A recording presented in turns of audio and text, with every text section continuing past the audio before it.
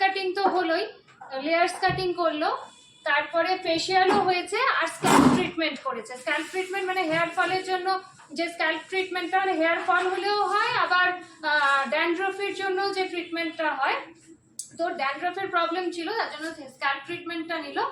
আর ভীষণভাবে ট্যান এসেছিল স্কিনের মধ্যে, তার জন্য ফেশিয়ালটা করলো। তো ওর থেকে একটু রিভিউটা নিয়ে নেবো, আমাদের নিহারিকার কাজ কিরকম লাগলো, আমাদের পরিষেবা কিরকম লাগলো, প্লিজ একটু বলো। নিহারিকার কাজ তো খুবই ভালো, আমি প্রতি মাসে এসে কিছু না কিছু ট্রিটমেন্ট করিয়ে যাই। হেয়ার কাটিংটাও খুব সুন্দর হয়েছে, আর ফেসিয়াল আমি ফার্স্ট টাইম করালাম, স্যাটিসফাইড, পছন্দ হয়েছে তো? আর তোমার যা প্রবলেম ছিল, যে প্রবলেমটা নিয়েছিল, যে এক্সেসিভ ট্যান ছিল, ট্যানটা পুরো ক্লিয়ার হয়েছে? আর স্ক্যাল্প ট্রিটমেন্টটা তো আগেও করেছিলে, তো স্ক্যাল্প ট্রিটমেন্টের ছিল তো ঠিক আছে? হেয়ার ফলটা কমেছে তো? ওকে, থ্যাংক ইউ। আর তোমরা যদি মনে করো যে নিহারিকায় আসবে, নিহারিকার পরিষেবা নেবে, অবশ্যই চলে এসো নিহারিকায়।